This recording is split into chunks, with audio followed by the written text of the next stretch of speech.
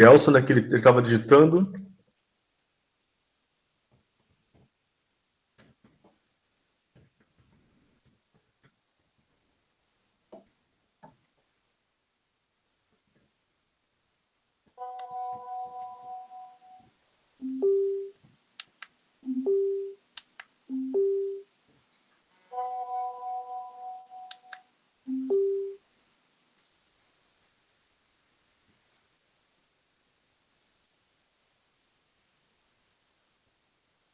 Então, hoje a gente vai começar a falar do capítulo 8, a gente vai falar sobre logística humanitária. Esse termo para vocês é comum, não é comum? Vocês já ouviram falar? Vocês imaginam do que se trata?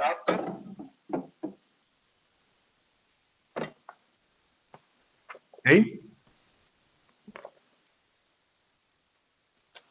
Capítulo 8, página... Deixa eu ver aqui.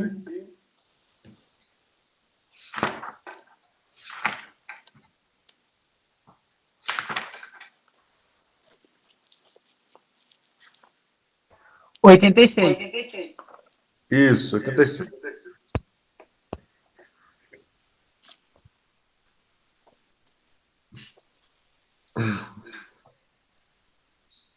Dá uma olhadinha ali, e aí vocês vejam o que vocês imaginam que seja a logística humanitária, né? 2 minutinhos para vocês darem uma olhada no capítulo ali, para vocês verem do que se trata. Aí coloquem no chat aqui o que vocês entenderam o que é a logística humanitária ali, tá bom?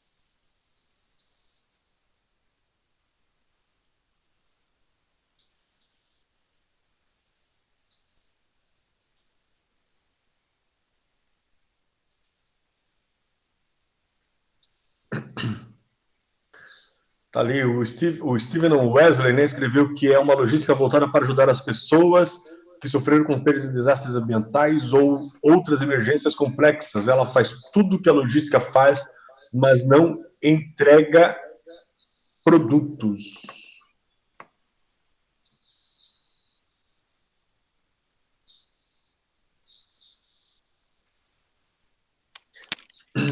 Ela não entrega produtos em termos, né, Wesley? Ela acaba tendo que entregar, né? Colchões, água, alimentos. Não é a questão comercial, né? É a questão unicamente social, né? Como aqui no livro está dizendo, né, que ela não é logística empresarial, Não. sim é humanitária, né? Ajuda humanitária. Isso mesmo.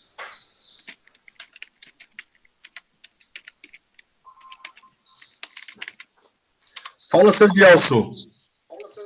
Perdeu o ônibus? Tá chovendo muito pra cá?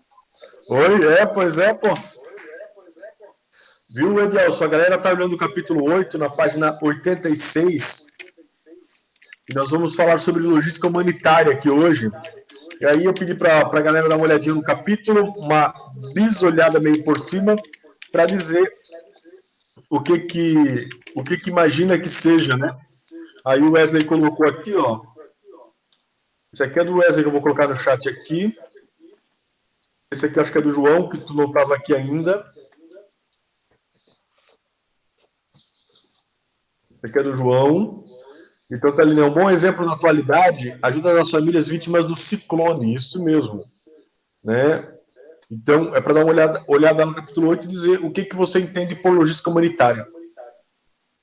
Ok.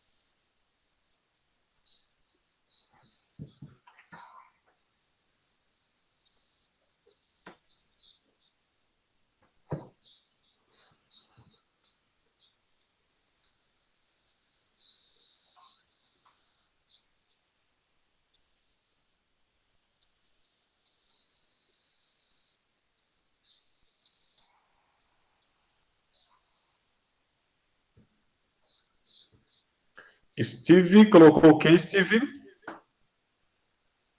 O Steve tá ali, ó. Ah, beleza. Então, logística humanitária faz parte do ambiente humanitário, ele envolve e é importante no trabalho e da proteção da vida. O Steve, tu estava lá no tempo do furacão, o Steve tava, né? Foi furacão ou foi terremoto? Eu não lembro. Lá no Haiti. Acho que foi terremoto, né?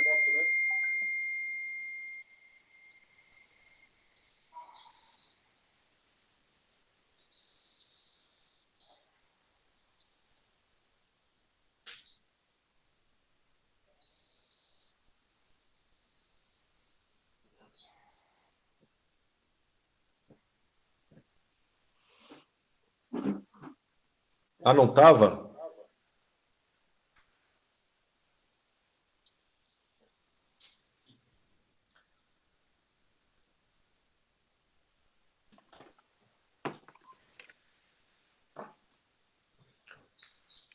Isso, mais 2 minutinhos para vocês, para a gente iniciar daí. Deixa eu pegar lá, aproveitar para fazer a chamada de vocês já.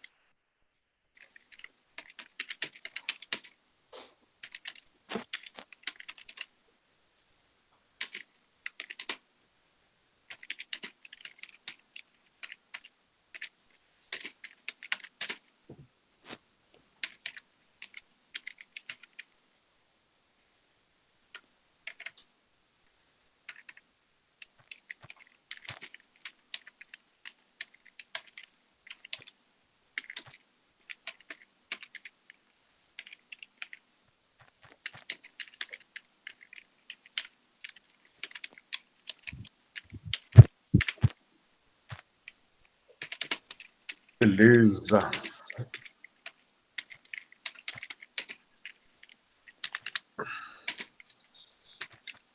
Quem mais está escrevendo lá? O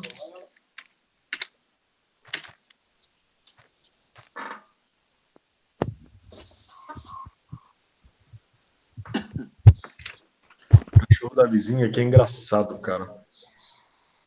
Parece que está sendo estrangulado.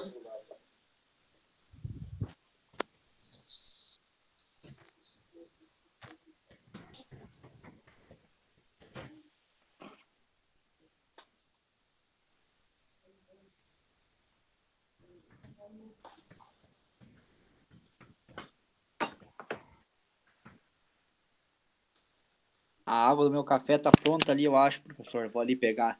Vai lá, pô. Já volto.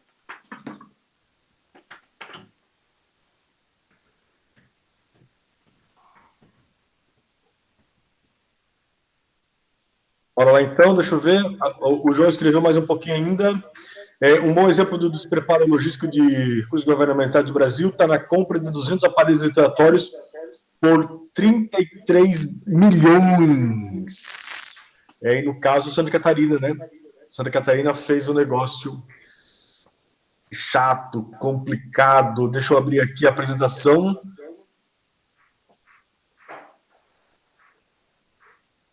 Não, esse aqui, logística humanitária. Compartilhar.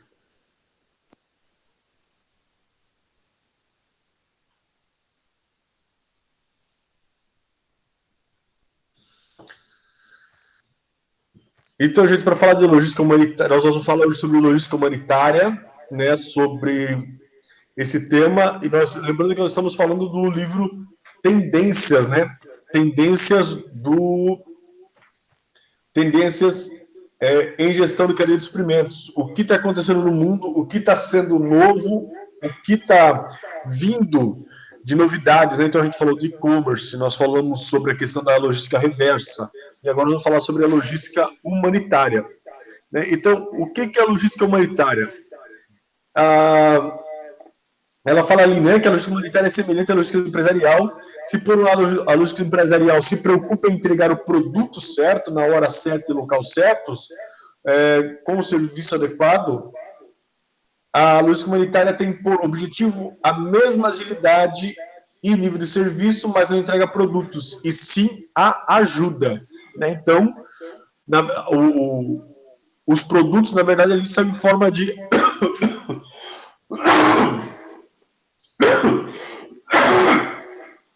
são ali, desculpa, gente, são como ajuda. Eu só vou pedir para vocês mutarem os microfones de vocês, que está dando um eco aqui, aí me atrapalha um pouquinho, tá? Aí depois a gente volta para falar. Beleza, obrigado, gente. Então tá ali. Então, quais são os desafios da logística humanitária? Né? Ainda conceituando logística humanitária ainda na página 87, ela fala que a logística humanitária, ali naquele parágrafo com letras pequenininhas, fala o seguinte, né? A logística humanitária engloba o planejamento, o suprimento, o transporte, o armazenamento, o rastreamento, o monitoramento e o desembaraço alfandegário em respostas aos desastres ocorridos. O foco desse processo logístico vai além da assistência à população diretamente atingida por tais desastres, passando pelo planejamento,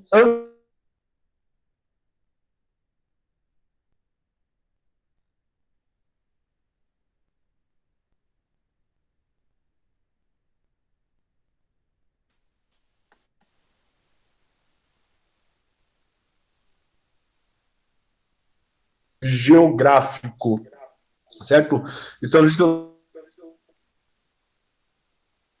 não adianta, e muitas vezes acontece isso, é que a galera sai só para acha que não precisa planejar para prestar serviços humanitários, mas tem todo um planejamento por trás disso aí, né, que a gente vai ver agora, né? Quais são os desafios da logística? Só um pouquinho, gente. Só um pouquinho, eu só vou dar uma mutada aqui. Depois eu desmuto, tá, João? Tá dando um eco aqui.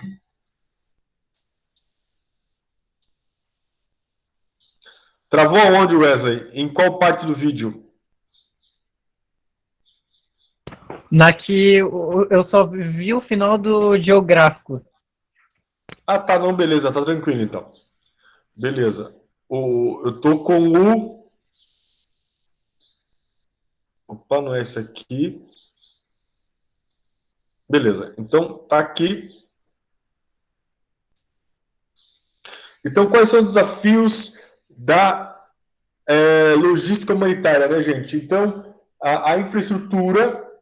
Então, geralmente o que acontece? Quando tem desastre natural, quando tem furacões, ciclones, e até mesmo a questão como faz o Médicos Sem Fronteiras, né, que não vai efetivamente apenas em desastres, mas vai em regiões que as pessoas passam fome, passam necessidade. O grande problema é a infraestrutura. Às vezes não tem água, não tem energia, não tem ruas boas, né? Então, o sistema de transporte é precário. Então, esse é um dos grandes desafios da logística reversa. Depois, a questão dos recursos humanos também são um grande desafio, porque geralmente essas pessoas são voluntárias, não têm treinamento, têm muito boa vontade, mas não tem treinamento. Aí precisa se perder um tempo para fazer o quê? Para fazer esse treinamento, essa capacitação dos voluntários. Então é um desafio também. Depois, um outro desafio é a ausência de processos coordenados, né? Porque o que acontece? O que acontece? As informações, pessoas e materiais em caso de desastres e eventos de natureza, a vida das pessoas é sempre... Opa, cadê? Tá ali. Então, o que acontece? Não tem processo coordenado, muitas vezes. Quando acontece um desastre, todo mundo tenta agir por conta própria. Então, o governo tenta agir de uma forma, a sociedade tenta agir de outra forma, empresas de outra forma. Então, não existe um processo coordenado disso. Então, é necessário que quem vai tomar frente, ou seja o governo, ou seja o meio empresarial, ou seja a sociedade civil organizada, quando isso acontecer, precisa fazer o quê? Precisa fazer com que todas as ações sejam feitas de forma orgânica, de forma que não se passem no mesmo lugar entregando água.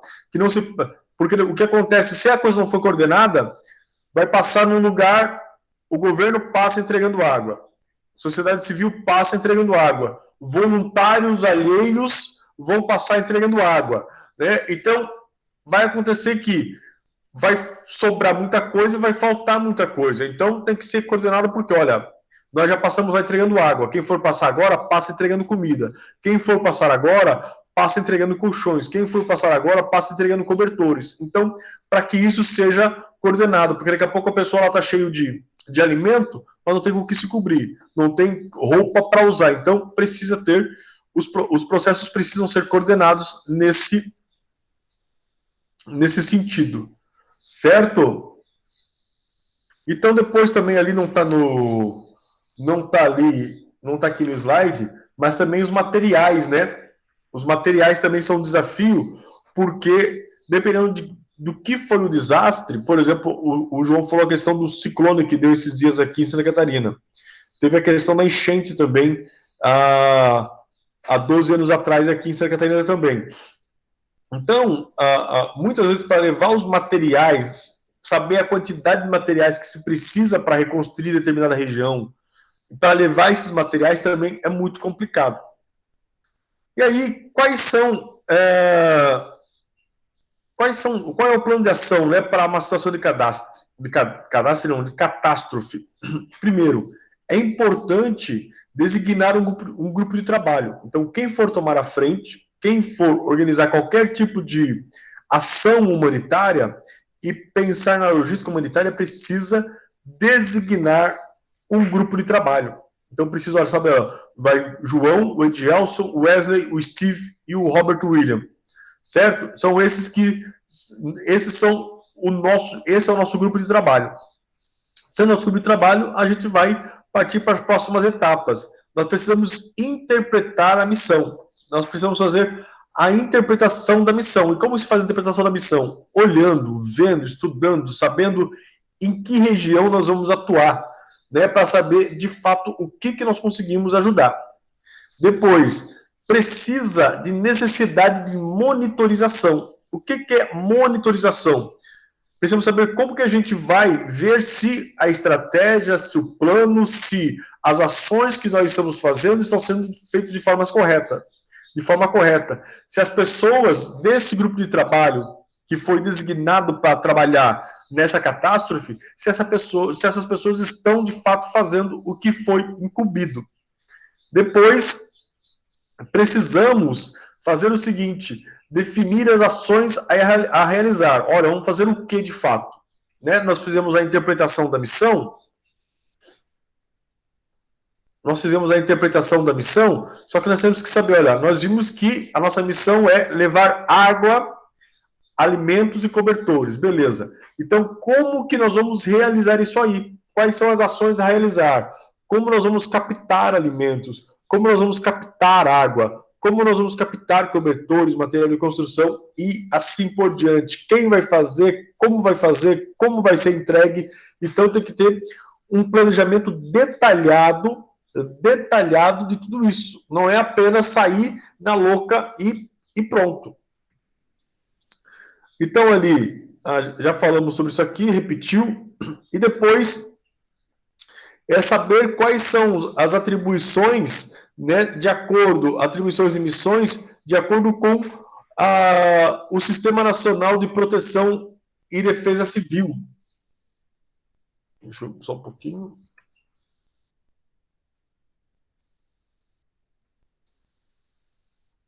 Beleza.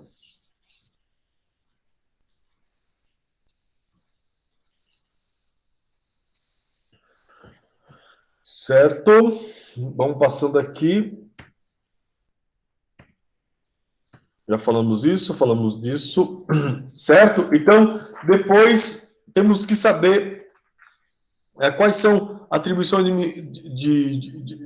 da missão, né, do Sistema Nacional de Proteção e Defesa, né, e Defesa Civil também ali, certo? Depois, tá faltando o C ali, tá?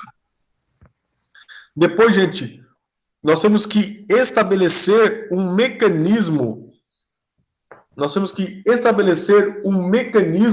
de coordenação, certo?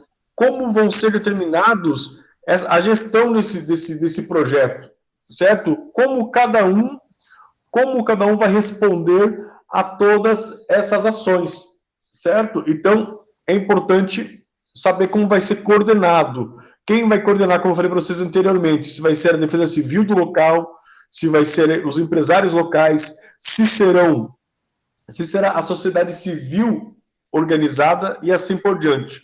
Depois que a gente definiu essas questões, nós precisamos fazer um detalhamento do planejamento também. Detalhar, olha, o planejamento está sendo feito dessa forma até para que em algum momento surjam novas, como é que se diz?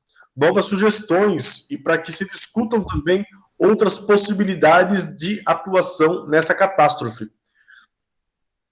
Depois, o que é importante, usar os meios para difusão e aperfeiçoamento do planejamento.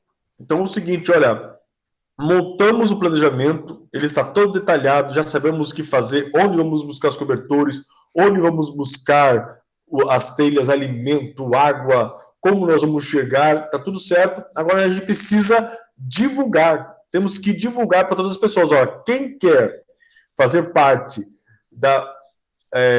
dessa logística aqui para solucionar o ciclone em Chapecó, vai ter que fazer isso, certo? E aí, pode ser que lá no momento, quando a gente for monitorar as ações, a gente precise aperfeiçoar o planejamento. Sempre é necessário, porque uma coisa é você planejar, outra coisa é executar essa ação. Até porque a gente pode imaginar, sentado em uma mesa, que a infraestrutura aceite determinados veículos, daqui a pouco não aceita. A gente pode imaginar que as pessoas precisem de água, mas talvez as pessoas não precisem de água, precisem mais de alimento, de cobertor e assim por diante. Então, sempre que necessário, vai ser necessário, o plano precisa ser aperfeiçoado. Aí, os aspectos no processo de plano de contingência, quando a gente prevê essa questão de contingenciar catástrofes, o que é importante? é importante a gente saber o seguinte, olha, conhecer o risco que o seu planejamento pretende cobrir. Então, olha, eu planejei, mas eu preciso saber quais são eu preciso ter os aspectos desse processo. Então, olha, qual é o risco que seu planejamento pretende cobrir? Olha, o planejamento da Defesa Civil do município quer apenas cobrir o deslizamento. O dos empresários é alagamento. Então, cada um tem que saber o que eu vou fazer, qual que é a minha resposta à catástrofe. Então, porque dependendo do que eu quero cobrir, pode ter uma dimensão maior ou menor da necessidade daquilo que eu quero fazer. Depois, obter ou ter disposição de recursos para cumprir o planejamento. Então é importante, olha, não adianta planejar se eu não souber de onde vão vir os recursos para que eu possa cumprir o meu planejamento, né? Compra de barracas, compra de água, compra de alimento, compra de cobertores, colchão, né? Combustível para os veículos, né? Às vezes tem que ter veículos traçados também, se o exército vai ajudar e assim por diante. Depois, solicitar e treinar a equipe é importantíssimo. Lembra que a gente falou que um dos desafios é a questão dos recursos humanos, que às vezes essas pessoas que têm muito boa vontade não têm capacitação para fazer isso, então precisa capacitar essas pessoas. Depois é importante dispor de locais, estruturas, abrigos temporários, por exemplo, também. Né? Então, e depois tem que ter o monitoramento constante. Eu sempre falo que Joinville pensa muito pouco nessa questão de... A gente sempre tenta fazer as coisas quando elas estão acontecendo. Né? Então, eu percebo e vejo que Joinville, às vezes, por mais que tenha enchentes constantes, tenham problemas constantes de cheias, não se prepara adequadamente, né? Porque o plano de defesa civil de Joinville não contempla um lugar, por exemplo, lá no Jativoca, é um lugar que enche muito. Vila Nova é um lugar que enche muito. Mas esses lugares não estão equipados com... não tem equipamentos para uma possível alojamento de pessoas. Né? Então, olha, deu enchente, vamos correr tudo agora para tentar achar colchão, vamos correr tudo agora para tentar achar bote, vamos correr tudo agora para ver... Então, o que eu entendo que poderia ser feito? Ter pessoas devidamente treinadas e capacitadas nas regiões, nas localidades, e também dizer o seguinte, olha, se der enchente, se a sua casa encher, corre para essa escola, corre para essa igreja, certo? Ligue ou tente buscar abrigo em tal lugar e assim por diante. Pode falar?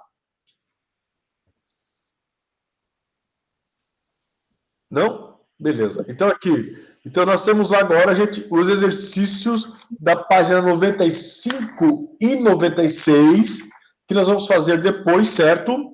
Para que a gente não prejudique aqui, para que a gravação não fique muito grande. Mas a gente já vai fazer isso aí, certo? Beleza? Bem-vindo, Robert William. Cada dia tá diferente, Robert William, pô. Tá com uma cara de CDF. É que não tá dando tempo nem de cortar o cabelo. Tá com uma cara de CDF, pô. Rapaz, eu tô ficando cego mesmo. Beleza. Bora lá, então. Eu vou só dando uma... Aproveitando a deixa. Pode falar. Eu vou só atualizar minhas atividades e tô mandando ele pro professor, tá? Aqui esse beleza. dia eu tava em viagem, não deu tempo de eu deixar tudo em ordem ali. Beleza, por favor. Valeu, obrigado. Beleza, vamos então para o capítulo 9, gente. Olha só, o capítulo 9, e estamos chegando à metade do nosso livro. Então tem mais 9 capítulos, 10 eu acho, para a gente encerrar o curso. Nós vamos ter... Oi? Ô, glória. Falta pouco. Lembrando que vocês têm a apresentação, né? Vocês têm a apresentação, fala lá com o grupo de vocês, com a galera de vocês, para organizar a apresentação para o último dia de aula, certo? Não marca em touca, tá? Bora lá. Deixa eu abrir aqui. Deixa eu ver se está aberto. Está aberto. Essa aqui.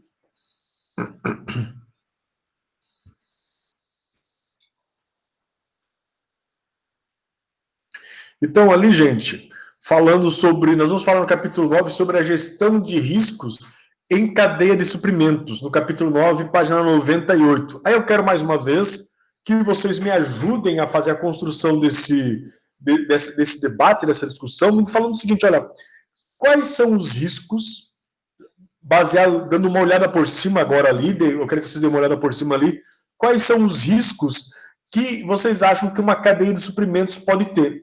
Quais são os riscos a que está sujeita uma cadeia de suprimentos? E até de que forma que a gente pode prevenir esses riscos também, né? Aí pode escrever no chat ali quando vocês tiverem esse entendimento, escreve no chat para a gente conversar daí ali, tá?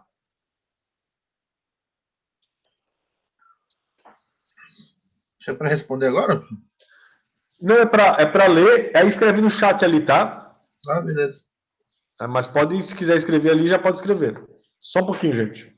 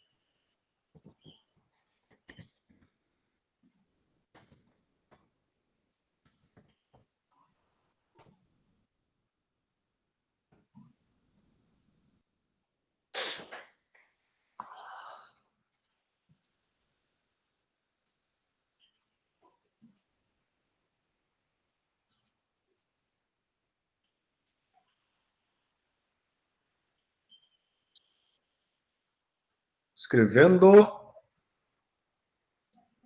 Ninguém escreveu ainda.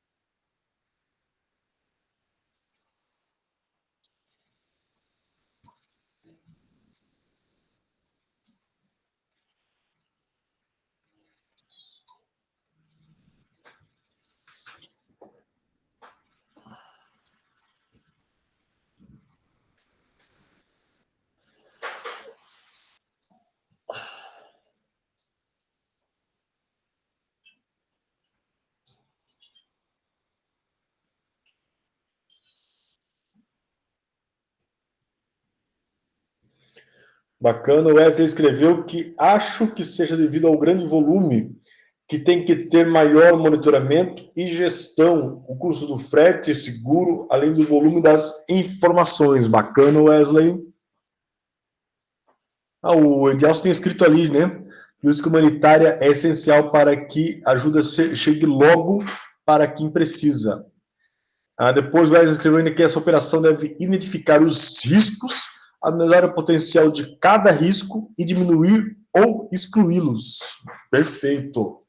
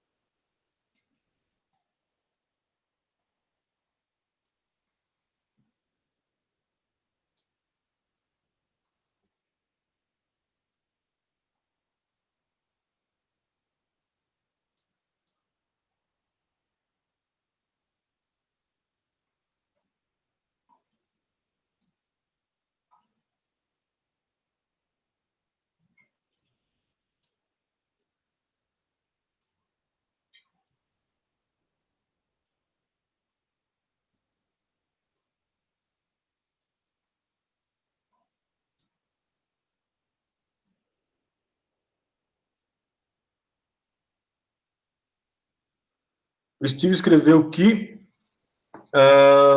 falta de comunicação dos fornecedores, não se atentar aos custos do frete, tudo isso são riscos da cadeia de suprimentos, é isso mesmo. Bacana, Wesley. Steve.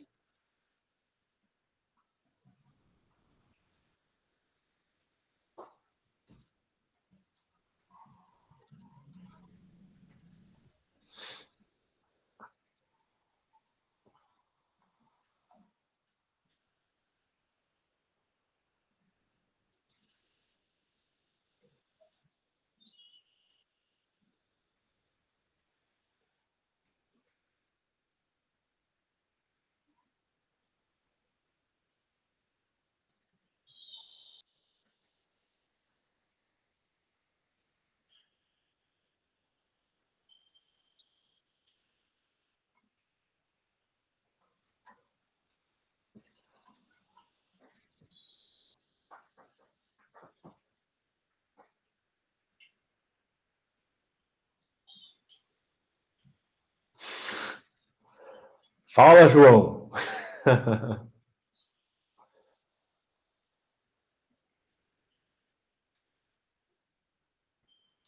Tá mudo o teu microfone. Tem que desmutar.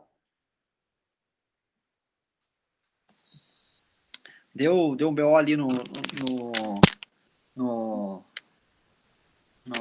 chat ali, apagou tudo que eu tinha escrito. Capaz. E o que escreveu?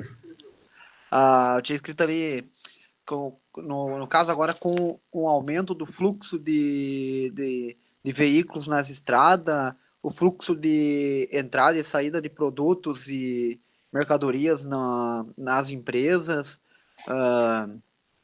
agora se adota mais o sistema, aquele ERP ali, Certo. que identifica em forma imediata todos os setores ali competentes do setor logístico, né? Todas as áreas ali tem acesso ao mesmo sistema e a mesma informação ao mesmo tempo, estando no lugar que esteja. Então, isso já ajuda bastante, né? Não, ajuda muito, né? E também as empresas buscam mão de obra qualificada, né? E pessoas que entendam mais da tecnologia ultimamente, né? E basicamente isso influencia bastante também, né? O pessoal, hoje em dia, as empresas eles procuram mais o pessoal que está com mão de obra especializada mesmo, porque a área logística cresce muito, né? Daí cresce o conhecimento também, né?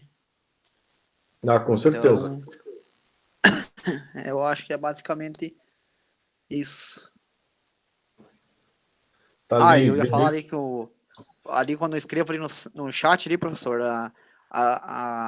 o português ali sai errado ali, porque o teclado, esse teclado aqui de computador normal aqui, daí esse teclado que eu uso aqui, móvel aqui, é teclado português, né?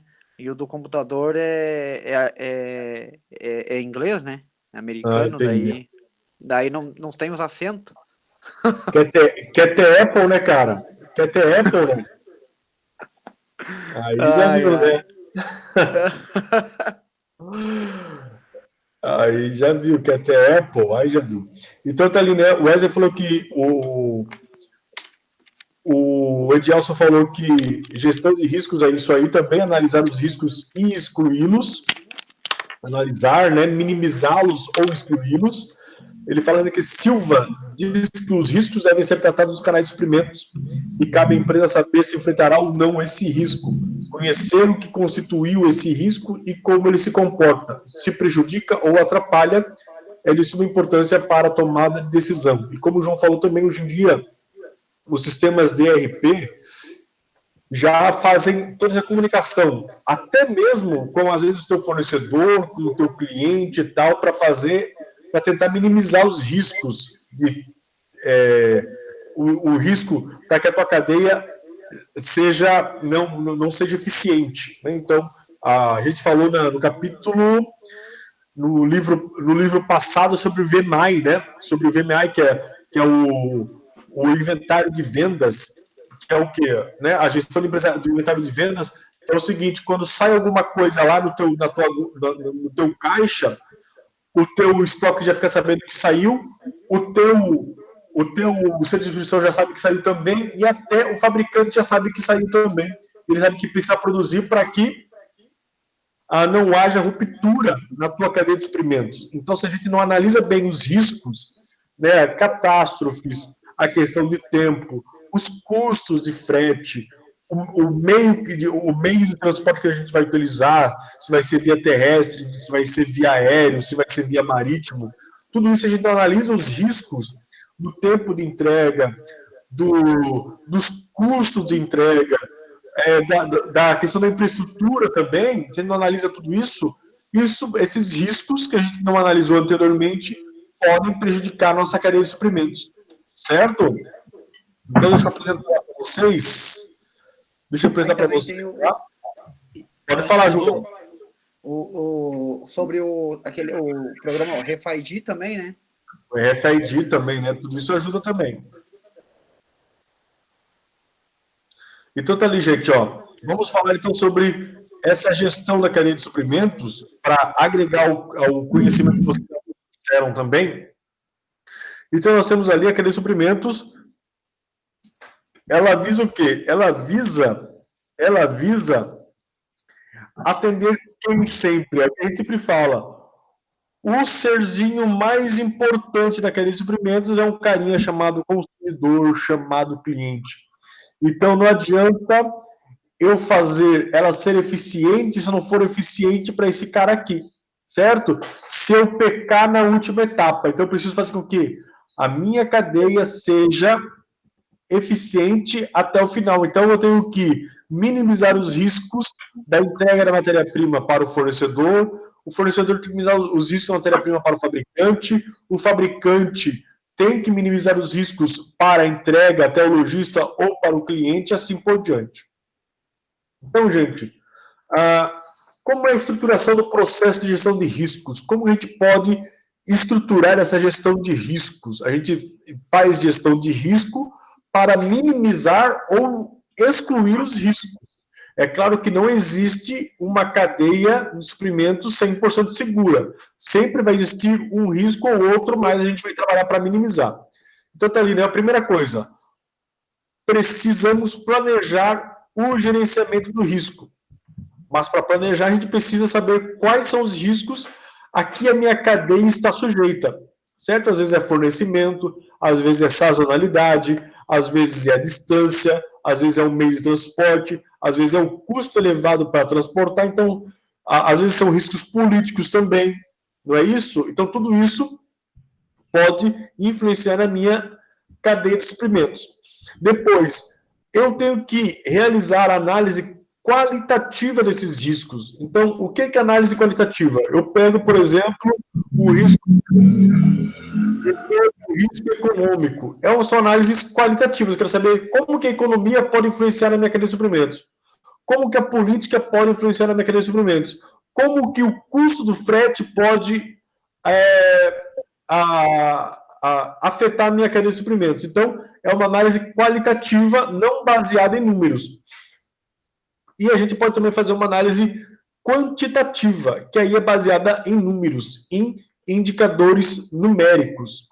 Depois que eu identifiquei os riscos, eu fiz análise qualitativa, fiz análise quantitativa, eu preciso pensar, olha, como que eu posso fazer para responder a esses riscos caso eles aconteçam, certo? Para me antever, para me antecipar a tudo isso. Lembrando lá do livro A Arte da Guerra do Sun Tzu, que ele fala, né? Se eu não me conhecer e não conhecer o inimigo, eu vou perder todas as guerras. Se eu me conhecer, mas não conhecer o inimigo, eu vou ganhar uma batalha e vou perder outra. Vou ganhar uma batalha e vou perder outra. Agora, se eu me conhecer e também conhecer o inimigo, eu não vou perder nenhuma batalha. Então, se eu identifiquei os riscos, fiz as análises e planejei as respostas, as chances desses riscos me atingirem serão mínimas, porque eu me planejei, eu antevi, eu me antecipei para esses riscos. Então, depois que eu planejar respostas, eu vou monitorar e controlar. Sempre vou estar atento aos riscos econômicos, políticos, de infraestrutura, de custos e assim por diante. Certo? Quais são os tipos de riscos, né, na cadeia de suprimento, gente? Tem o risco econômico, que são as taxas, impostos que em algum momento pode aumentar de uma hora para outra, pode ser criado novas taxas, novos impostos também, encarecendo o meu produto. Eu lembro que eu estava importando coisas da China para vender aqui no Brasil, né? Estava importando relógios, tal, e outros itens para vender aqui no Brasil. Aí daqui a pouco, para vender aqui, né, para amigos e assim por diante. Olha o que aconteceu. Daqui a pouco o governo resolveu taxar as encomendas, né? Começou a taxar em R$20 lá em Curitiba, porque estava vindo muito produto e estava dando muito trabalho para o correio. Então o correio resolveu taxar. Né? E o que acontece também é a questão de imposto é o seguinte, olha, de vez em quando os Estados Unidos falam assim, vamos aumentar a taxa de importação, o imposto, e o Brasil também, às vezes, aumenta os impostos de importação também.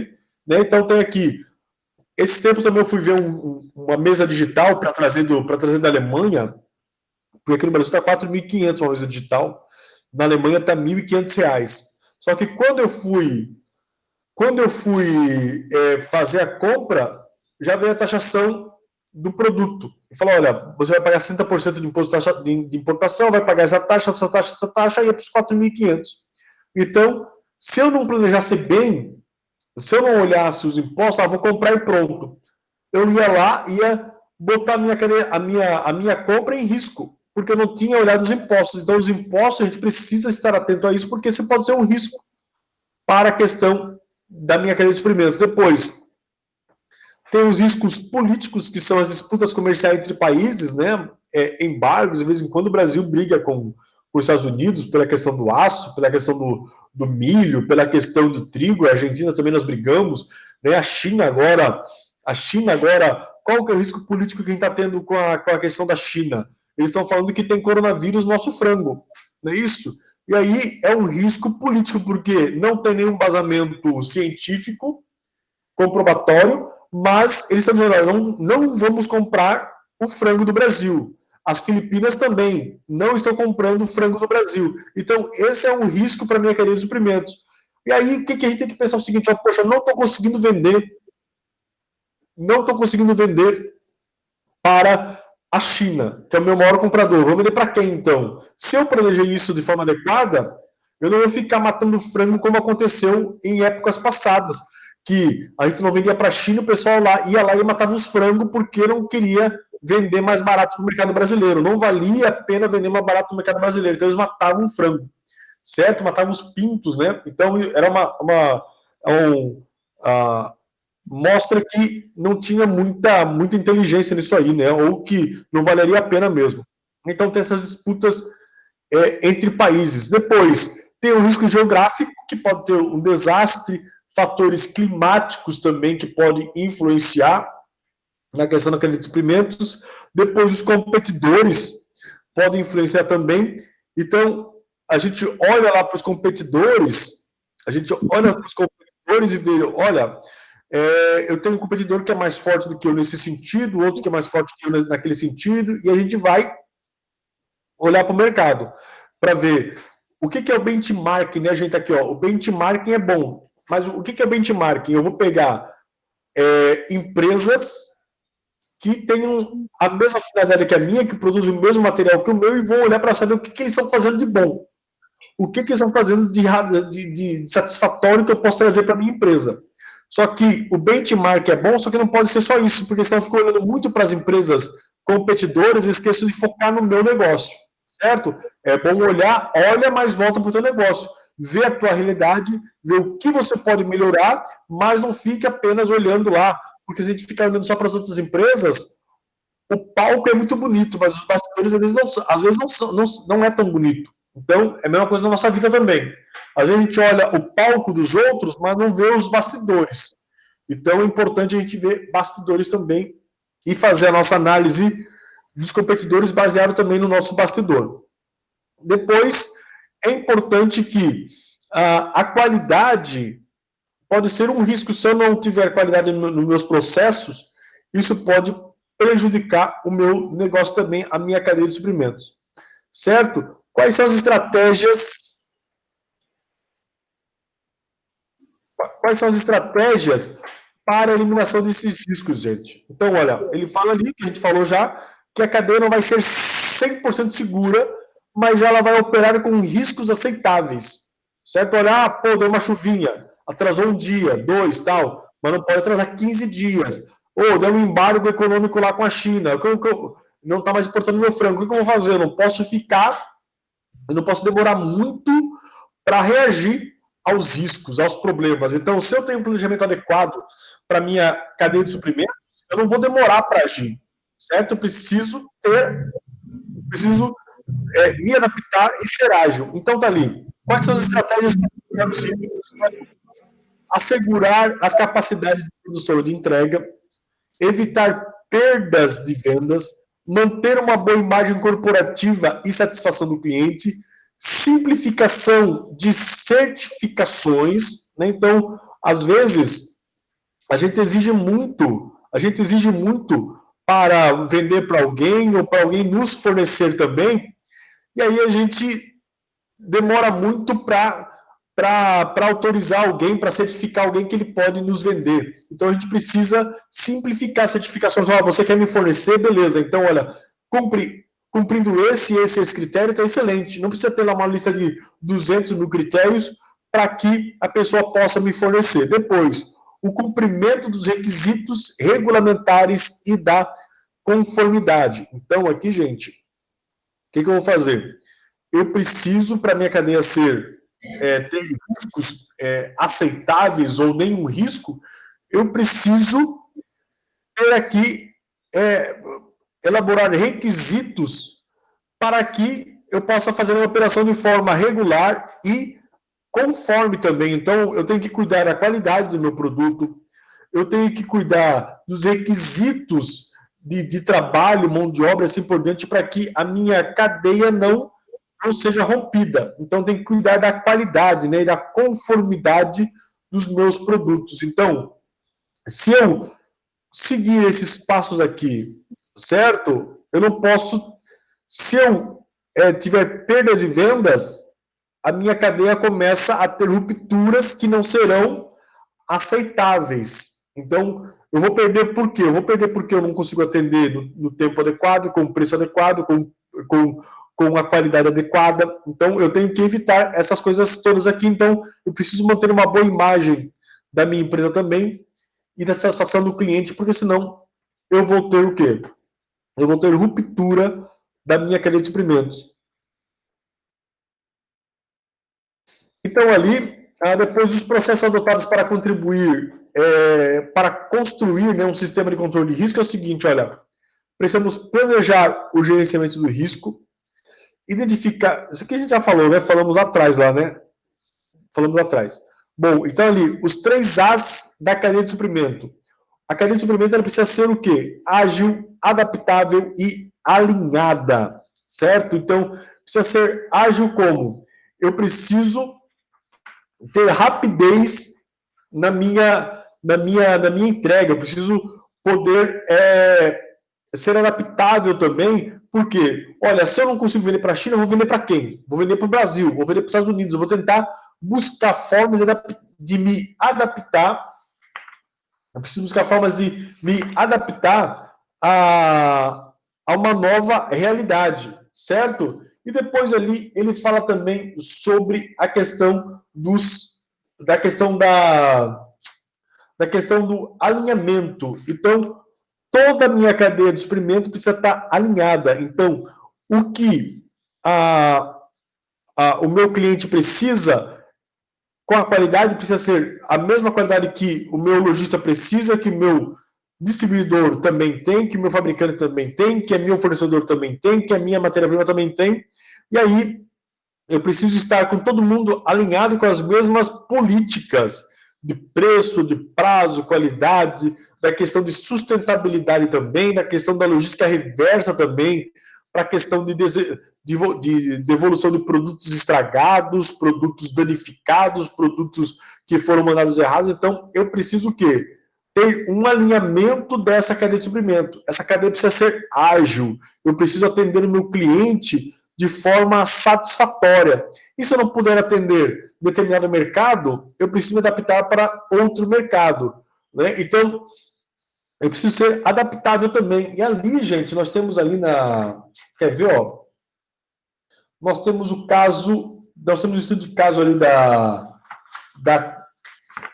KFC e da Kodak, né? A Kodak, para citar aqui um exemplo de redes que não são, de uma cadeia que não foi adaptável, a Kodak ela era a maior fornecedora de filmes, lembra? Porque mais velhinho lembra, né? Maior fornecedora de filmes para tirar para máquina fotográfica antigamente, e a Kodak faliu. Porque ela não conseguiu se adaptar à nova realidade, que era o quê? O pessoal saiu do filme e foi para a máquina digital, e a Kodak não conseguiu fazer com que a sua empresa se adaptasse, certo? Beleza? Então, a Kodak é a Fujifilm também, né, professor? Sofreu uma certa cadência, né? Isso, a Fujifilm também. Já teve outro caso agora, deixa eu tirar aqui. Teve outro caso agora também de uma empresa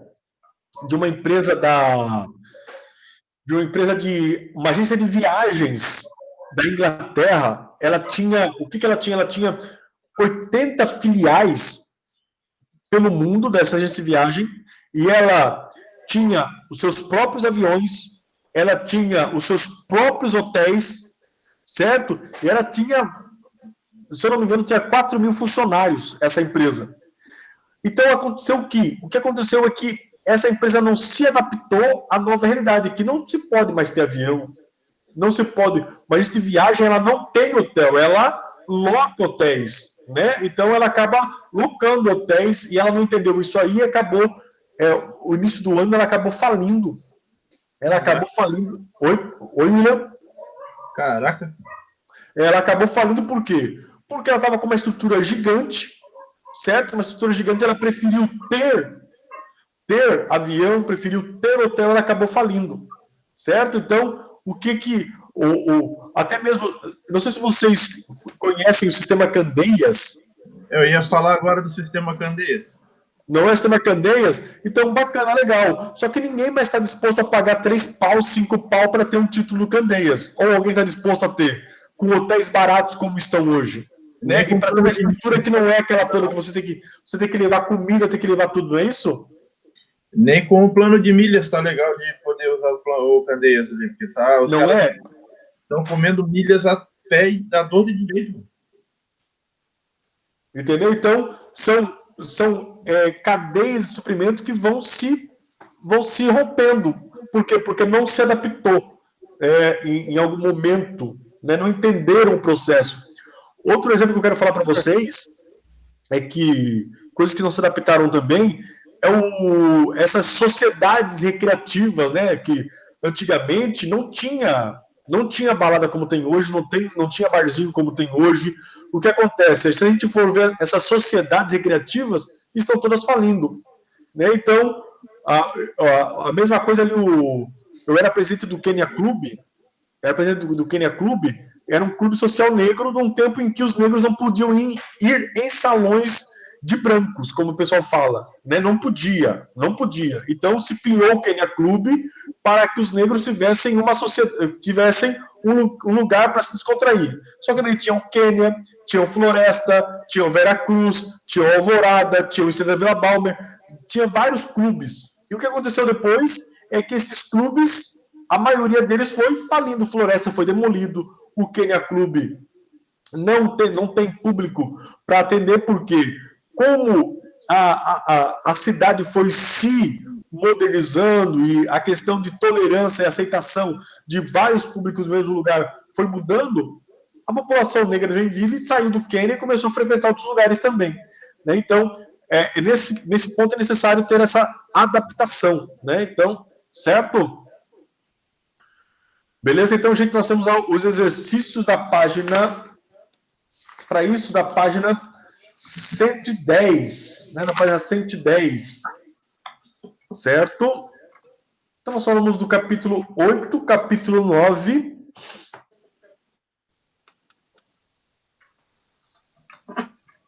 Né? Então, também tem a questão, né? As pessoas que não entenderam ainda a necessidade de se adaptar para o meio digital hoje em dia, né? Então, quem não entender isso, gente, as empresas que não entenderem isso, que daqui para frente vai ser mais digital do que nunca, vai ser mais impessoal do que nunca, quem não entender isso, tá ferrado, né? Então, precisa, tanto é que o William fala sempre lá do irmão dele, que hoje em dia trabalha no WhatsApp, a Embraco também, a Whirlpool trabalha com a questão da informática cada vez mais, tem que se adaptar para a questão produtiva, tal. O Edialson também, a Tupi também trabalha com isso, né? Cada vez mais está informatizado o negócio, cada vez mais essa conexão para diminuir os riscos da cadeia de suprimentos estão cada vez maiores e as pessoas precisam se adaptar e precisam ser ágeis nisso aí também. Então, nós que somos pessoas da logística, que somos seres logísticos e que estamos pensando nisso também, nós não podemos imaginar nossa vida sem essa adaptação, sem essa agilidade. Eu sempre fico pensando aqui em casa, eu fico assim, poxa, eu tenho louça para lavar. Eu sou solteiro, né? Aí, tenho louça para lavar. E aí, se eu deixar ali, a louça vai ficar ali. Então eu tenho que, então eu vou lavar de uma vez. Vou lavar de uma vez porque não tem jeito, porque eu preciso lavar. Né? A mesma coisa quando é para pagar a conta. Eu vou ter que pagar a conta de qualquer jeito. Então por que eu vou deixar chegar mais perto? Então eu tenho que pagar de qualquer jeito. Então a gente precisa ter essa agilidade. A gente precisa resolver as coisas. A gente não pode procrastinar, porque empresas que procrastinaram, que demoraram para tomar a decisão, acabaram se ferrando e foram tomadas pela evolução tecnológica e pela evolução do mundo também, certo? Ei, professor. Pode falar. Outra coisa que tá acabando é isso aqui, ó. Deixa eu ver. Cartão de memória. Cartão de memória, tá indo tudo pra nuvem, né? Cartão de memória já era. Ninguém mais. O celular nem vem mais com compartimento para cartão de memória. Outra coisa que aconteceu. Pô, tem gente vendendo DVD ainda. Não tem gente que vende DVD ainda. Quem assiste DVD, gente? Entendeu? Não existe mais. Né? Outra coisa que vai. O CD foi embora, o Discman foi embora, o aparelho de som foi embora, o carro não vem mais com CD, não é isso, gente? O carro não vem mais com CD. Daqui a pouco não precisa. Oi? Algum som de carro nem com pendrive não vem mais, agora é só Bluetooth. É só Bluetooth, né? Vem com pendrive só para carregar a bateria, né? Mas ninguém mais hoje em dia conecta para ouvir música, né? O celular. Tu coloca no Spotify ali, acabou. Daqui a pouco tu não precisa nem ter o celular mais, porque vai ter já um plano de Spotify no teu carro já embarcado ali, vai ter o Wi-Fi embarcado no teu carro. Já tem carro que vem com Wi-Fi, né? O novo Onix ali que já vem com internet integrada. Isso, tu coloca ali o cartãozinho de memória, pronto, acabou. Não tem mais rolo, entendeu? Então, pra gente ver que não tem mais como voltar atrás, né? A evolução tá aí. A evolução... Tomara que não chegue no corpo humano. Já pensou se a mulherada vem com entrada USB em vez de... Pedra, né? Aquele filme do Demolidor. Lembra aquele filme do Demolidor? Que coloca o negócio na cabeça aqui, né? Pô, aquilo ali é a coisa mais sem graça do mundo, né? Vamos fazer amor, né? Isso ali não chega nunca, pelo amor de Deus. Deus né? Ai. Que graça que tem, né, gente? O cara lembra de cada coisa que, olha... Não, entrada USB não dá. Entrada USB não dá. Eu falei para vocês, falando em entrada USB, porque daí o cara pode escolher o tamanho da entrada, o tamanho do USB, né? Ah, não, eu quero um USB de 10 centímetros, né? O cara escolhe lá, né? Esses dias eu tava vendo esses dias uma reportagem na Globo.com do cara que começou a apodrecer os dedos. Caiu os dedos. Daqui a pouco apodreceu o pênis do cara também. Apodreceu o pênis, o cara perdeu o pênis, cara. Depois foi pra língua. E aí o que acontece? O cara foi dar... Oi? O cara tá com fibrose múltipla. Foi, perdeu, caiu. Aí o que acontece? O que ele fez? Ele conheceu um cara chamado Mestre dos Pênis. Aí chegou lá e o cara começou a reconstruir o pênis dele no braço. Tirou um pedaço da coxa dele, colocou no braço. Aí ele tá criando, faz 2 anos, ele tá criando o pênis no braço. Para depois colocar no lugar. Entendeu? Então é um negócio muito louco. O cara tá lá com o pênis no braço, cara. E anda, de certo, imagina o cara no ônibus, né? O cara no ônibus, isso, aquilo. O cara não podia ter. Eu sempre fico imaginando. Já pensou se o cara tem o costume de dormir chupando o dedo? Não é? É um negócio muito louco, né? Entendeu? Então é um negócio muito engraçado isso aí. Mas o cara tá lá, 2 anos, ele vai tirar e vai colocar no lugar o pênis lá. Então o cara não se preocupou com o dedo, mas se preocupou com o pênis para colocar no lugar, para ver como essa questão da masculinidade, né? É um negócio incrível na nossa cabeça, né? Então a gente precisa realmente pensar nisso tudo aí. Certo, gente? É engraçado. Tô lá, né? Com o pênis no braço lá. Aí a gente fica pensando em um monte de coisa daí, né? O que o cara faz. Beleza. Tá ali. Vamos lá. Capítulo 10. Capítulo 10. O Wesley tá com um problema de 1 hora no... O dele tá dando 1 hora e ele tá caindo, Wesley. Acho que a memória dele tá muito cheia lá. Aí, nessas horas faz falta o cartão de memória. Nessas horas faz falta. Celular de hoje em dia não vai cartão de memória, daí quando encher eu tenho que excluir. Já antigamente, não, só tirava um cartão de memória e colocava outro maior. O meu questão do WhatsApp nem baixa mais. Só eu consigo ver, mas não baixa no meu celular, aí não ocupa a memória, né? Ó. Ah, não, hoje em dia é a opção no celular ali, né? Tu não baixa nada se tu não queira. Só bota na opção ali de baixar manual, né? Tira do automático. Ele não baixa nada. É, muito melhor, né? Aí tu só baixa, tu fica só no WhatsApp ali, né? Ele não baixa pro celular, pro rolo da câmera. Fica muito ele melhor. Não baixa pro rolo da câmera, ele só fica na memória do WhatsApp ali. Vamos lá então, gente. Vamos lá para o último capítulo de hoje. Nós temos ali, vamos falar sobre...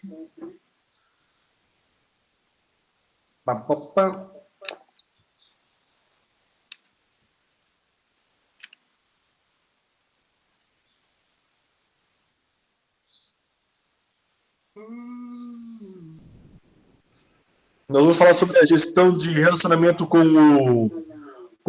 os fornecedores, que é o SRM, né, que é o Supplier Relationship Management, o SRM.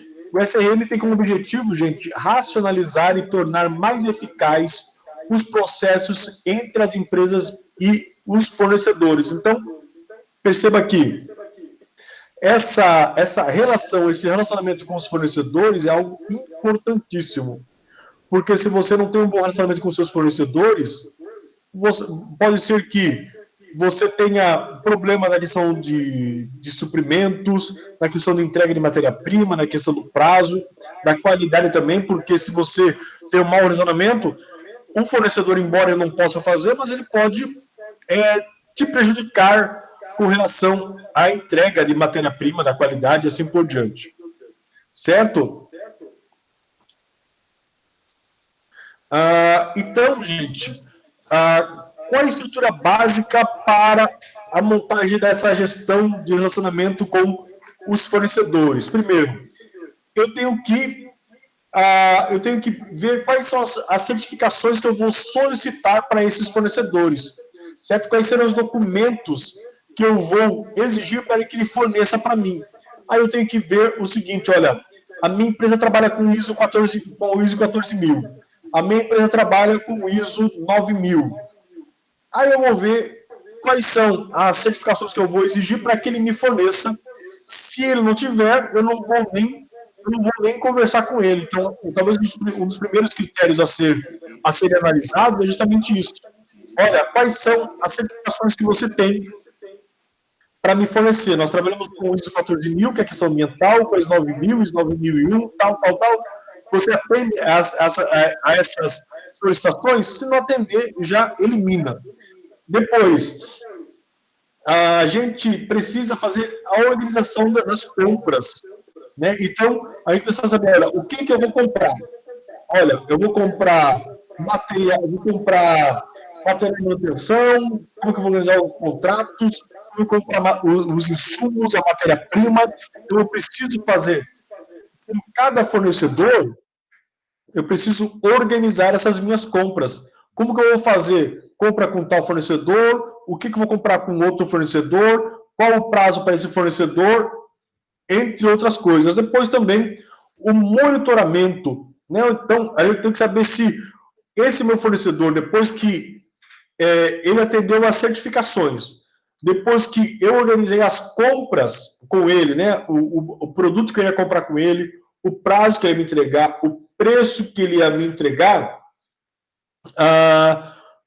o que eu preciso monitorar para saber se ele está sendo eficiente comigo, para saber se de fato ele está cumprindo com aquilo que foi acordado, com aquilo que foi contratado com esse fornecedor, certo? Então eu tenho que saber se a performance dele está sendo boa, perfeito? E aí depois outra questão importante é fazer a representação junto ao fornecedor. O que é essa representação junto ao fornecedor? É ter uma equipe externa que vá até o fornecedor para fazer as verificações daquilo que ele daquilo que ele disse que tinha, da ISO 9000, da ISO 14000, saber a estrutura que ele tem para me fornecer, saber se ele vai conseguir me atender caso eu aumente a minha capacidade produtiva, saber se ele não... até para conhecer a estrutura do fornecedor, até para saber que tipo de mão de obra que ele usa, se ele dá EPI para os seus colaboradores. Então, tudo isso é importante para que eu escolha um fornecedor correto. Existiu um tempo que a Nike, né, a Nike, a Umbro, e outras empresas foram processadas porque estavam utilizando mão de obra, estava usando mão de obra de subtrabalho, né, para a confecção de seus materiais. Então teve bastante problema com isso lá na China também. iPhone, né, teve muito problema que estava usando mão de obra de subtrabalho, né, pessoas que estavam sendo mal remuneradas para produzir o produto. Então, sempre é importante a gente mandar uma equipe para averiguar, olha, a questão do café, né? A questão do café é um negócio muito importante, a lavoura, a agricultura. Sempre tem muitas pessoas que se aproveitam de mão de obra escrava, para a produção de alguns materiais. O café acontece muito isso, até saiu esses tempos também na Três Corações, da Pilão também, que estava usando mão de obra escrava para a produção, os fornecedores, né? Não que o Pilão e Três Corações estavam utilizando, mas o fornecedor usava. Lá na colheita do café, colocava a pessoa para morar e cobrava pela moradia, cobrava pela alimentação, cobrava pela roupa, pela ferramenta, cobrava por tudo, e a pessoa acabava devendo para continuar trabalhando. E aí nunca saiu lá do trabalho porque ficava toda a vida devendo. Então é importante essa representação junto ao fornecedor para que sirva até como uma fiscalização para saber se ele está fazendo a coisa de forma correta. Então, como é que funciona o estágio do processo de seleção dos fornecedores? Primeiro, eu preciso montar um cadastro de fornecedores. Eu vou lá, vou pegar o exemplo do Robert Williams, que é o seguinte, olha, eu tenho lá uma hamburgueria. Eu tenho que montar um cadastro de fornecedores. Eu tenho que saber o seguinte, olha, para bacon, quem são os fornecedores? Eu tenho lá 1, 2, 3, 4 fornecedores. Para pão, eu tenho 1, 2, 3, 4 fornecedores de pão. Aí eu monto um cadastro, olha, nome, telefone, endereço, condições de pagamento, tudo, eu coloco tudo. Por quê? Porque para não toda hora que faltar pão, eu não tenho que correr atrás novamente do um Google para procurar fornecedores de pão. Então eu tenho um cadastro e já tenho esse cadastro feito de forma detalhada. Depois, segmente a sua base de fornecedores. Aquilo que eu falei, olha, eu tenho aqui cadastro de pães, tenho cadastro de fornecedores de bacon, de calabresa, de frios, de embutidos, tal. Então, eu tenho detalhadamente cada fornecedor. Então, eu vou lá na pastinha de fornecedor de pão, tá lá. Tem lá a Boni Pães, tenho lá a Bueno Pães, tá lá. E tudo o que eles fornecem, como eles fornecem, o preço, tal. Depois, tem ali montar uma avaliação de desempenho desses fornecedores. Olha, como que eu vou fazer essa avaliação? Eu vou ver o seguinte, eu vou escolher indicadores de preço, prazo, qualidade, né? O preço que ele pratica, o prazo que ele entrega e a qualidade que ele tem. Eu vou lá montar um indicador, olha, preço de 1 a 5. Qual que é a avaliação que eu tenho desse cara? 3. O prazo, qual que é a avaliação desse cara? Então, eu monto o indicador de avaliação de desempenho desses fornecedores, certo? Depois, eu tenho que montar também um controle de ocorrência e também tenho que manter o histórico desse fornecedor. Então é o seguinte, olha, o que é o controle de ocorrência? Esse fornecedor me fornece pão. Beleza, me fornece pão. Aconteceu que na primeira, dia 15 do 8, ele me entregou o pão atrasado. Então, eu vou lá, registro, olha, 15 do 8, a Bueno Pães me entregou o pão com 15 minutos de atraso. Registrei a ocorrência. Vou manter o histórico. Daqui a pouco, no dia 22/8, a Bueno me entrega com 2 horas de atraso. Registro isso aqui por quê? Porque isso vai servir como embasamento para que no futuro eu diga, olha, Bueno, não dá mais para trabalhar contigo porque eu tenho registrado aqui, ó. Dia 15 você entregou o pão atrasado, dia 22 você entregou o pão atrasado, dia 30 você entregou o pão atrasado. Então, tenho aqui esse histórico, então não tem como eu manter você como fornecedor por essas razões, né? Então, até para fazer correção também, né? Olha, eu tenho aqui 3 registros de atraso. Você consegue resolver? Até para que o fornecedor também descubra o que está acontecendo. Lá, pode ser que o motorista esteja escolhendo a rota errada, pode ser que o motorista esteja parando no meio do caminho para visitar o pai, a mãe, o irmão. Então, para descobrir também, até você acaba ajudando o seu fornecedor a descobrir problemas também. Depois que eu fiz essas avaliações, controlei as ocorrências, eu vou gerenciar os resultados. Aí eu vou decidir o seguinte, olha,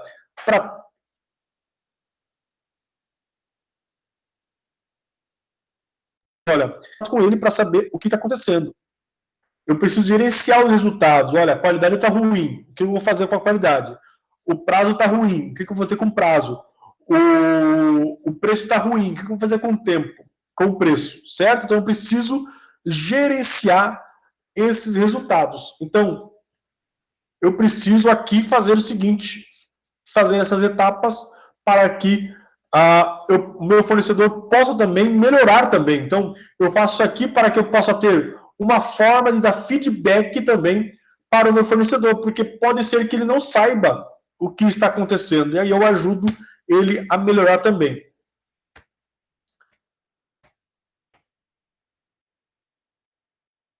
Então, gente, ali, ó, os atributos principais para a questão da seleção dos fornecedores.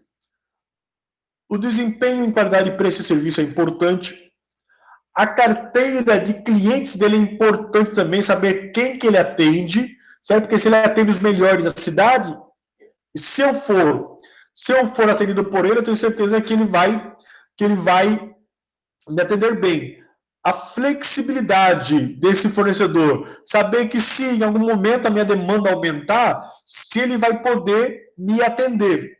E se eu precisar que ele me entregue mais tarde, ou que ele não me entregue naquele dia que a gente acordou, se ele pode também ser flexível também com relação a isso, com relação à entrega, com relação a preço, com relação à qualidade também. Então, o fornecedor precisa ser flexível nessas questões aqui, porque eu preciso em algum momento ter esse tempo, talvez eu precise um pouco mais de prazo para entrega, e às vezes quando o fornecedor não é flexível, quando ele não é flexível aqui, o fornecedor, a relação é um pouco ruim, um pouco ruidosa. Olha, eu preciso que você me entregue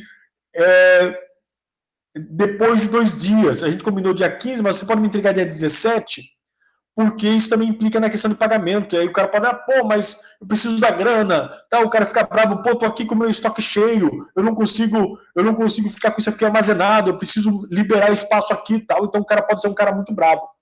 Então eu preciso, olha, o fornecedor, ele precisa ser proativo e tem que cooperar contigo também. Então, em algum momento, ele pode ver que você esteja com problemas no seu negócio e ele toma iniciativa de tentar resolver o teu negócio. Olha, você não quer que eu entregue um pouco mais tarde? Você não quer prorrogar esse prazo de pagamento? Eu vi que você está com problema, com dificuldade. Então, ele toma a iniciativa de buscar a solução do problema, porque ele busca essa cooperação, porque ele entende que ele pode te ajudar a melhorar também. Outra coisa que é importante, qual que é a capacidade de investimento desse fornecedor? Será que ele pode investir caso seja necessário? Será que ele pode ampliar essa capacidade instalada caso seja necessário? A localização geográfica desse fornecedor é importante também, certo? E saber se ele tem solidez financeira. Saber se... porque o que pode acontecer aqui, gente? Ó, aconteceu com a Buscar, né? Aconteceu com a Buscar.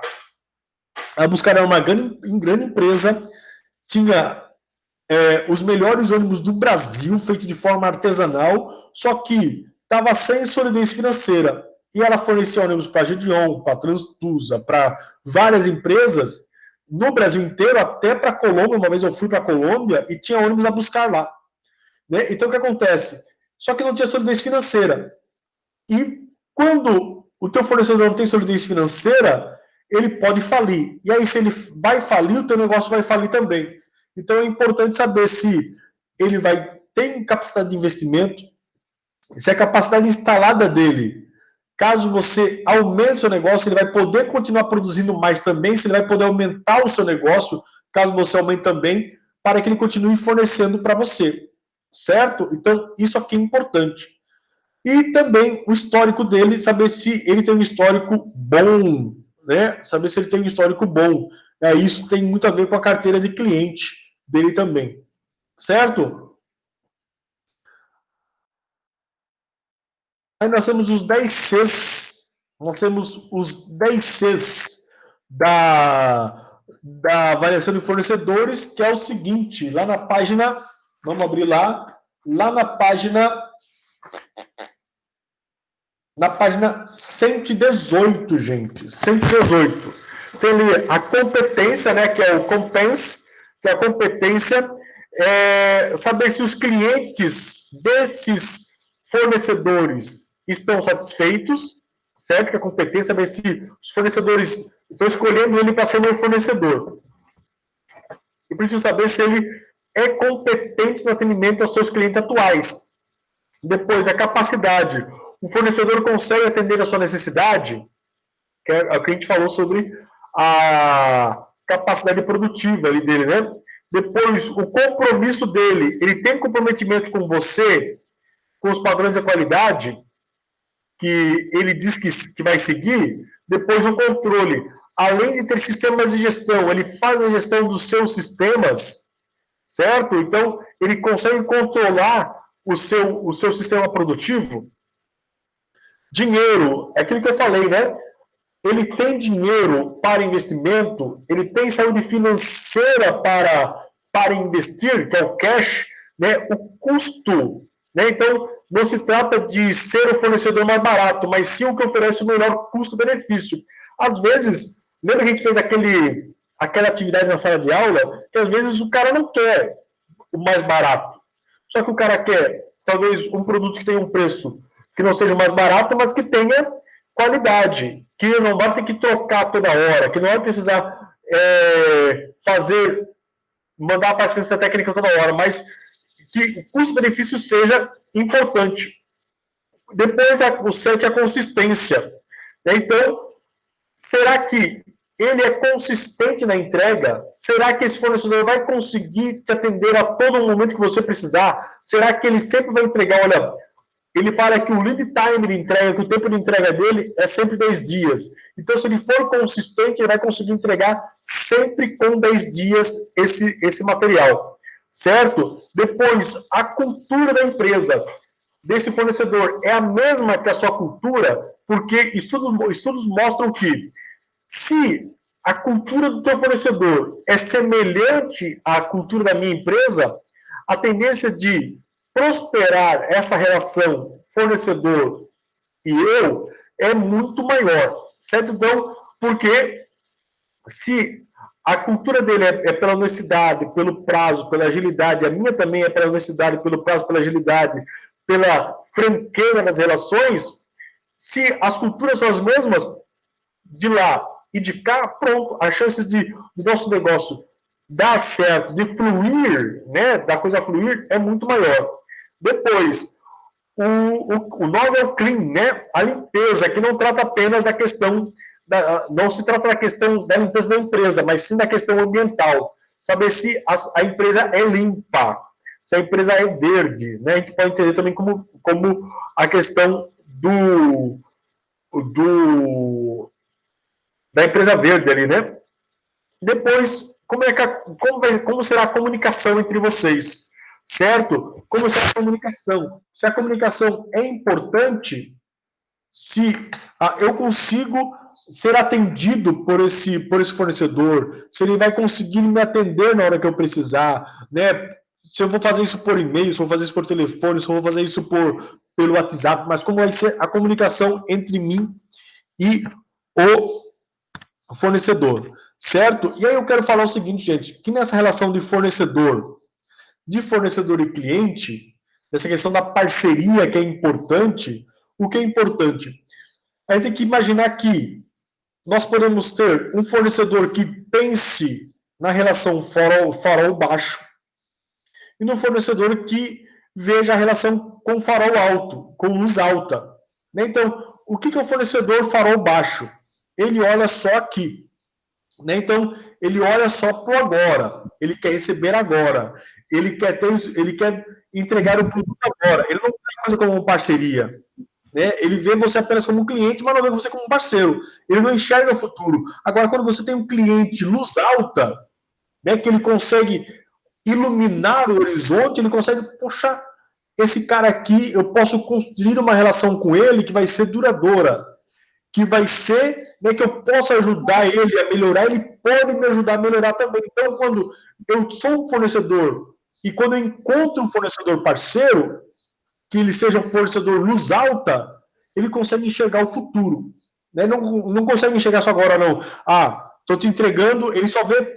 Porque quando o fornecedor ele é luz baixa, ele só olha o contrato. Ah, não. Você falou que é para entregar dia 10, eu vou entregar dia 10. Você falou que é 100 reais, eu vou te vender por 100 reais.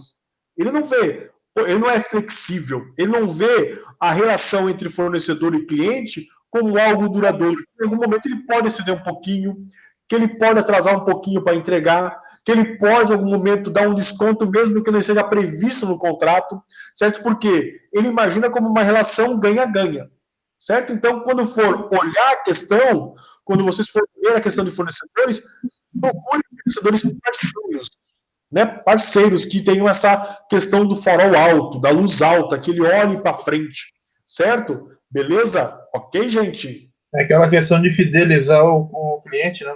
Isso mesmo. Manter um bom relacionamento com aquela via de duas mãos, tanto uma vai e outra vem, e fidelizar o cliente, né? Manter o fornecimento e uma flexibilidade nos preços e até nos prazos do cara. Isso mesmo. Esse é o caminho, né? Esse é o caminho. Então, eu preciso, olha, em algum momento, por mais que eu não esteja acordado, por mais que eu não esteja sendo comunicado, eu posso ceder um pouquinho, né? Para que o outro também tenha um respiro, né? Então, isso é importante. Assim como a gente é fornecedor, a gente também tem um fornecedor da gente. Isso, Sabe que às vezes a gente chora pro nosso, então o cara também vai chorar. É isso mesmo. Essa é uma relação bilateral, né? Sempre vai ser bilateral.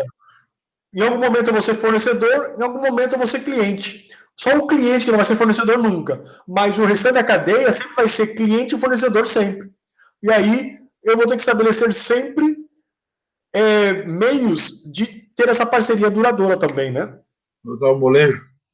Isso, molejo. Então é o seguinte, ó, eu vou pedir para vocês que vocês façam os exercícios, certo? E a gente, na próxima aula, eu ver os exercícios, na próxima aula vocês mandem para mim ele pronto, no começo da aula já eu quero que vocês mandem eles prontos usar no WhatsApp, mas agora eu vou liberar vocês, certo? Vou liberar vocês, façam o exercício e depois eu peço para vocês mandarem pelo WhatsApp lá daí as atividades prontas, tá bom, gente? Beleza? E outra coisa, falem com os grupos de vocês sobre a atividade final, tá bom? Falem lá, tá bom, gente? Um abraço. Valeu. Valeu, um abraço. Boa semana, bom descanso aí. Obrigado igualmente. Valeu, gente. Show de bola.